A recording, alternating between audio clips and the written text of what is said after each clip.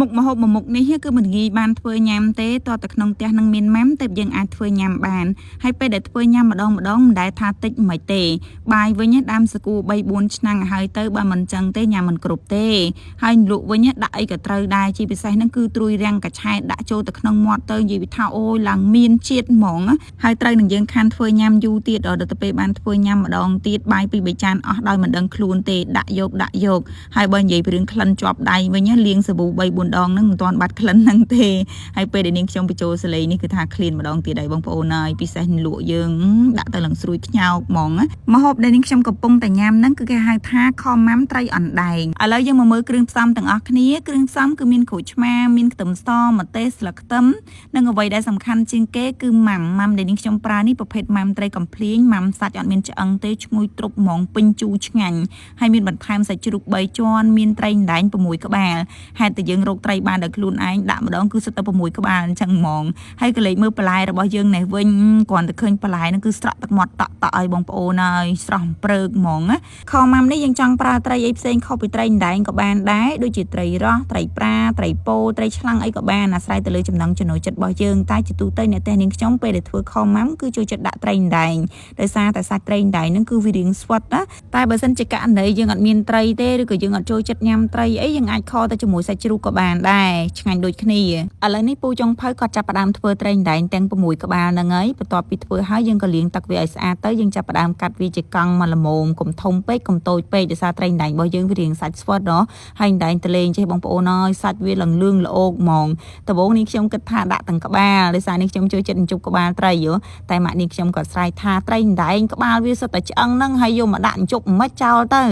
ៅពូចុងភៅចោលក្បាលនឹងអស់លេងកាត់យកទៅសាច់ទេស្លឹកខ្ទឹមគឺយើងហាន់វាបែបហ្នឹងទៅចំណែកឯម្ទេសបើសិនជាយើងដាក់វាទាំងមូលវាអត់សូវចេញជាតិហឹរទេអញ្ចឹងយើងកាត់វាជា2ជា3កង់ទុកវាមួយឡែកបន្ទាប់មកទៀតយើងចាប់ផ្ដើមហាន់ក្រូចឆ្មាបើសិនជាករណីម៉ាំរបស់យើងខទៅម៉ាំយើងអត់សូវជូរអីគឺយើងច្របាច់ក្រូចឆ្មាបន្ថែមចំណែកឯខ្ទឹមសវិញគឺយើងដាំបកសបកច្រាំវានេះខ្ញុំដាក់រៀងច្រើនតិចពូពេលដែលធ្វើម៉ាំប្រហុកទឹកគ្រឿងនេះចូលចិត្តដាក់ខ្ទឹមសច្រើនវាឈ្ងុយឆ្ងាញ់ណាហើយកលេចមើលអ្នកខាងនេះវិញគឺជាទស្សនិកជនកំពុងតែអង្គុយទស្សនាចាពីអ្នកបងប្អូនគេហ្នឹងគឺត្រូវគ្នាណាឃើញអញ្ចឹងបងប្រុសនេះខ្ញុំគាត់ចូលចិត្តក្មេងណាហើយរាល់ថ្ងៃហ្នឹងក្មួយបកើតខ្លួនឯងអត់បាននៅចិត្តទេគាត់នៅខេត្តណោះអញ្ចឹងមួយឆ្នាំអីបានជួបបានម្ដង2ដងអញ្ចឹងពេលដែលត្រូវការលេងកូនក្មេងអីគឺដឹងតែយកប្អូនចដូនមួយនេះខ្ញុំនឹងមកលេងឯដោយសារគាត់ស្លូតគាត់ចេះយំទេឥឡូវនេះខ្ទឹមសរបស់យើងបានចិញ្ច្រាំរួចរាល់ហើយយើងចាប់ផ្ដើមមកចិញ្ច្រាំសាច់ជ្រូករបស់យើងវិញសាច់ជ្រូកនេះគឺយើងភ្លើយកស្បែកចេញហើយស្បែកហ្នឹងគឺយើងអត់ចោលទេយើងហាន់ដាក់ជាមួយសាច់ជ្រូកហ្នឹងគឺយើងចិញ្ច្រាំវាឲ្យល្អិតបើសិនជាយើងអត់មានត្រីទេគឺនេះខ្ញុំដាក់រៀងច្រើនដាក់កន្លះគីឡូឬក៏1គីឡូអី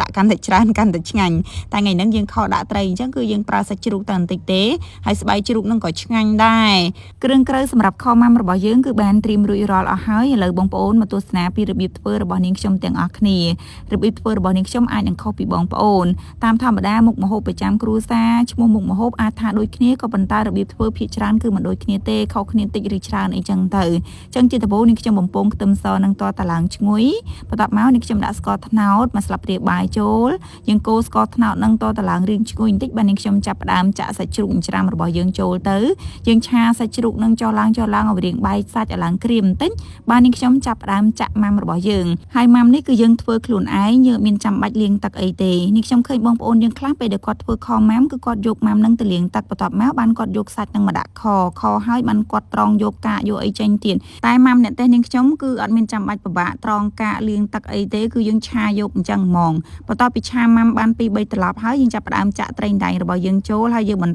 តឆាត្រីអណ្ដែងរបស់យើងឲ្យសព្វជាមួយនឹងសាច់ម៉ាំដំបូងរៀងកូរក៏បងប្អូនតែដល់ពេលដែលយើងឆាយូរទៅសាច់ម៉ាំនឹងវារលាយទៅគឺវាកើតទៅជាទឹកបែបនេះយើងមិនបាច់ចាំថែមទឹកតាមក្រោយទៀតក៏បានដែរតែបើសិនជាយើងគិតថាប៉ុណ្ណឹងវារៀងខាប់ពេករៀងគោកពេកយើងដាក់ទឹកស្អាតចូលបន្តិចទៀតទៅមុនហ្នឹងគឺនេះខ្ញុំដាក់ប៊ីចេងចូលបន្តិចឆាវា2-3ត្រឡប់ទៀតហើយបាទនេះខ្ញុំចាប់ផ្ដើមគ្របរងាស់វាមកសន្ទុះដោយសារតែសាច់ត្រីអណ្ដែងវារៀងស្វិតវាដូចត្រីរ៉ស់ឬក៏ត្រីពោត្រីប្រាអីទេឥឡូវនេះសាច់ត្រីអណ្ដែងរបស់យើងគឺឆ្អិនល្មមហើយយើងភ្លក់រសជាតិមើលតាមចំណង់ចំណូលចិត្តប្រៃសាផ្អែមត្រូវចិត្តហើយបិទភ្លើងចាប់ផ្ដើមរោយម្ទេសរោយស្លឹកខ្ទឹមថែមពីលើចេះទៀតទៅបងប្អូនយីថាឈ្ងុយចាក្លិនហ្នឹងគឺឈ្ងុយហើយម៉ាំហ្នឹងគឺអត់មានប្រៃអត់មានអីទេរសជាតិប៉ុណ្ណឹងគឺថាល្មមឆ្ងាញ់ហើយមិនចាំបាច់ថែមក្រូចឆ្មាក៏បានដែរជូរមកឆ្ងាញ់ហ្មងហើយត្រូវជាមួយនឹងលក់របស់យើងទៀតអូយគ្រាន់តែឃើញគឺស្រក់ទឹកមាត់តក់ហ្មងពេលដែលខ្ញុំកំពុងតែបញ្ចូលសលេងនេះគឺឃ្លានម្ដងទៀតហើយពេលដែលបញ្ចូលសលេងហើយគឺនឹង ទៅបើកឆ្នាំងទៀតហើយដោយសារតែម៉ាំរបស់យើងអត់ទាន់អស់ទេដំបូងហ្នឹងគឺអត់មានកញ្ឆែតទេនាងខ្ញុំឲ្យបងប្រុសនាងខ្ញុំទៅរកទិញអ្នកចការនៅទល់មុខផ្ទះហ្នឹងក៏អត់មានហើយផ្ដាំអ្នកលក់បន្លែគេដាក់ឲ្យក៏ដាក់មិនបានទៀតទៅម៉ាក់នាងខ្ញុំហ្នឹងក៏ថាកញ្ឆែតពើកនៅក្រោយផ្ទះគាត់ហ្នឹងគាត់ទៅទៅយកមកដាក់ដាំទេវាចេញត្រួយបាន4 10ត្រួយហើយគាត់ខំជីកទូកទៅបេះយកមកឲ្យកូនហើយតែកូនចង់ញ៉ាំហ៎ពួកពេលដែលធ្វើម៉ាំអញ្ចឹងគឺនាងខ្ញុំជួយចិត្តញ៉ាំខ្លាំងជាងគេជាមួយនឹងកញ្ឆែតអ្នកខ្លះគាត់គិតថាក្លិនកញ្ឆែតហ្នឹងអត់ល្អតែសម្រាប់នាងខ្ញុំវិញអូយកញ្ឆែតស្អំហ្នឹងគឺចូលចិត្តលេខ1ហ្មងដឹងតែញ៉ាំទៅក្លិនមាត់មិនសូវល្អប៉ុន្តែចូលចិត្តតែសូម្បីតែរុយហ្នឹងក៏វាចូលរួមញ៉ាំបាយជាមួយនាងខ្ញុំដែរហើយញ៉ាំម្ហូបបែបហ្នឹងតើតែយើងប្រើដៃចាលិតដៃផងអីផងមិនកាន់តែឆ្ងាញ់ញ៉ាំខម៉ាំឡើងចង់អស់ពាក់កណ្ដាលចានហើយបើនឹកឃើញថែមក្រូចឆ្មាដោយសារតែពូចុងភៅបងប្រុសនាងខ្ញុំគេថារសជាតិប៉ុណ្ណឹងគឺជូរល្មមហើយតែនាងខ្ញុំថាថែមក្រូចឆ្មាបន្តិចទៀតមកឲ្យកាន់តែជូរហើយឈ្ងុយក្រូចឆ្មាតិចតិចទៅវាកាន់តែឆ្ងាញ់ហើយនាងខ្ញុំច្បាយក្រូចឆ្មាភ្លាមបងប្រុសនាងខ្ញុំនឹងគេអត់បានឃើញនាងខ្ញុំច្បាយក្រូចឆ្មាទេគេយកស្លាបព្រានឹងមកដួសម៉ាំនឹងហត់ហើយគេស្រែកថាមិនក៏ម៉ាំនឹងជូរម្លេះញ៉ាំមុននឹងអត់មានជូរទេហើយមុខគេឡើងកបួចអស់ហើយឥឡូវនេះបន្ទាប់ពីយើងដាក់ក្រូចឆ្មាចូលមកចំណិតទៅយើងចាប់ផ្ដើមបន្តបេសកកម្មរបស់យើងបន្តទៀតជ្រូក